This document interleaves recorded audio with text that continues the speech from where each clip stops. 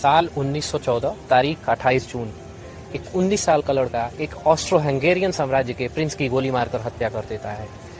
इसके परिणाम स्वरूप एक ऐसा भूचाल आता है जो 2 करोड़ लोगों की जान ले बैठता है।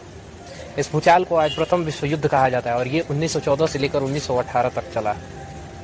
ये अमेरिकन कॉन्टिनेंट से लेकर एशियन कॉन्टिनेंट तक, इंडियन सब कॉन्टिनेंट से लेकर पैसिफिक ओशियन आइलैंड तक की कंट्रीज को प्रभावित किया। आज हम इसी घटना के बारे में डिटेल में जानेंगे। नमस्कार, मेरा नाम है हृदय तिवारी और मैं आज वर्ल्ड वॉर के कुछ किस्सों को आपके सामने लाया हूँ। वर्ल्ड वॉर होने की मेन वजह क्या थी, वर्ल्ड वॉर में कोर्स ऑफ इवेंट क्या हुए थे, आज इन्हीं पर चर्चा करेंगे। तो आइए शुरू करते हैं। दोस्तों, ये सुनने में कुछ इम्पॉसिबल सा नहीं लगता है कि एक बच्चा एक प्रिंस को गोली मारता है और पूरे विश्व में एक विश्व युद्ध छिड़ जाता है। दरअसल में ये घटना, ये इवेंट सिर्फ एक माचिस की तीली थी। बारूद बिछाने का काम तो इस घटना के पहले ही हो चुका था। कहानी शुरू होती है ओटोमन एम्पायर से। ओटोमन एम्पायर जो टर्की के कॉन्स्टेंटिनोपल से रूल करता था, उसने रोमन एम्पायर को हरा के बाल्कन कंट्रीज पे अपना दबदबा बना के रखा था। पर 18वीं और 19वीं सदी आते आते ओटोमन एम्पायर बहुत कमजोर हो चुका था। बाल्कन प्रोविंस यूरोप के साउथ ईस्ट हिस्से में आता है। सर्बिया और बोस्निया इसी बाल्कन प्रोविंस के हिस्सा थे। एक रेफरेंस दूं तो मदर टेरेसा भी बाल्कन प्रोविंस से ही आती थी। 19वीं और 20वीं सदी में ऑस्ट्रिया देख रहा था कि ओटोमन एम्पायर कमजोर हो चुका था और वो इस फिराक में हमेशा था कि वो बोस्निया और सर्बिया को एनेक्स करे। 1908 में उसने इसी का फायदा उठाते हुए बोस्निया को एनेक्स करता है। बोस्निया का एनेक्सेशन सर्बिया के द्वारा पसंद नहीं किया जाता है। उसकी सबसे बड़ी यह वजह ये थी कि बाल्कन प्रोविंस में स्लाव नाम की एथनिसिटी रहती थी और उन्हें ये बिल्कुल भी पसंद नहीं था कि कोई अदर कंट्रीज उन्हें एनेक्स करे। वो ऑलरेडी 400 सालों तक ओटोमन एम्पायर के अधीन थे, अब वो किसी और एम्पायर के अधीन नहीं होना चाहते थे। दरअसल में उनका भी एक सपना था कि एक अखंड स्लैव कंट्री बनाई जाए जिसमें स्लैव एथनिसिटी के लोग रहें। हालांकि वो कंट्री आगे चल के बनी भी, जिसका नाम था यूगोस्लाविया, पर फिर बाद में जाके वो कंट्री डिवाइड हो गई जो आज के प्रेजेंट रूप में है। स्लैव एथनिसिटी के लोग सिर्फ बाल्कन प्रोविंस में ही नहीं रहते थे बल्कि रसिया में भी रहते थे।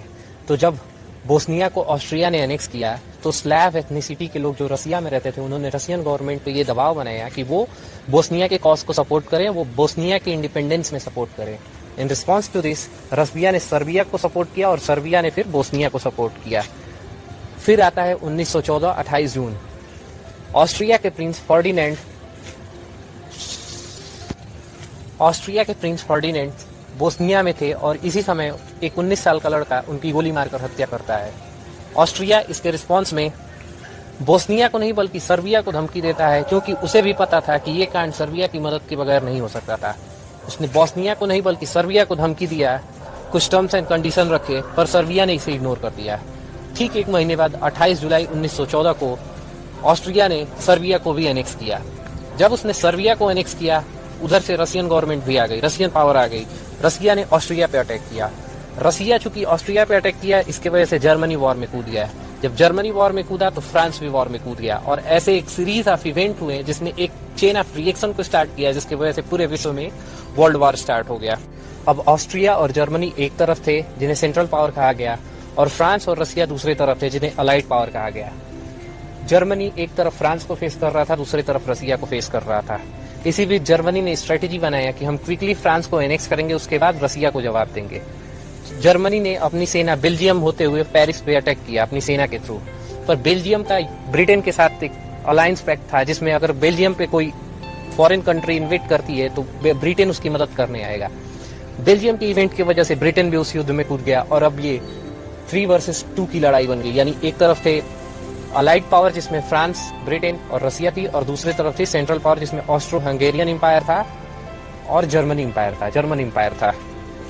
उधर ओटोमन एम्पायर का रसिया के साथ 36 का आंकड़ा था, क्योंकि रसिया कॉन्स्टेंटिनोपल में स्ट्रेट ऑफ बॉस्फोरस और स्ट्रेट ऑफ डार्डेनेल्स को कंट्रोल करना चाहता था। पर ओटोमन एम्पायर की वो कोर टेरिटरी थी और ओटोमन एम्पायर उसे किसी भी कीमत पे लूज नहीं करना चाहता था।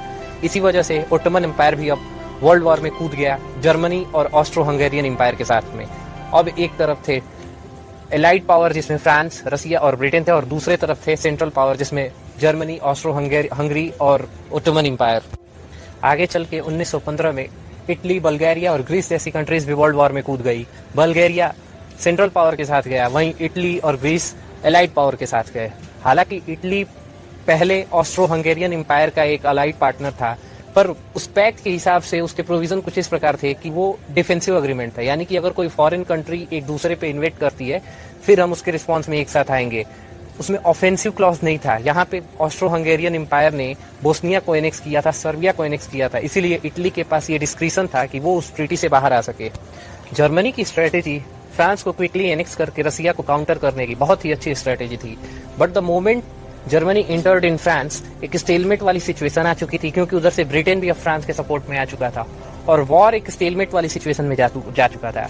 इसी बीच एलाइड पावर अपनी स्ट्रेटेजी को फिर से रीस्ट्रेटेजाइज करती है और धीरे धीरे स्लोली सेंट्रल पावर को बैकवर्ड पुश करने लगती है। इसी बीच समय आता है 1917। 1917 में जर्मनी की सबमरीन्स एक मर्चेंट शिप और एक सिविलियन शिप पे हमला करती है, जिसमें मोर देन 100 पीपल्स डाइड। इसके रिस्पॉन्स में अब अमेरिका भी वॉर में आ जाता है, क्योंकि इससे अमेरिका का इकोनॉमिक इंटरेस्ट कॉम्प्रोमाइज हो रहा था।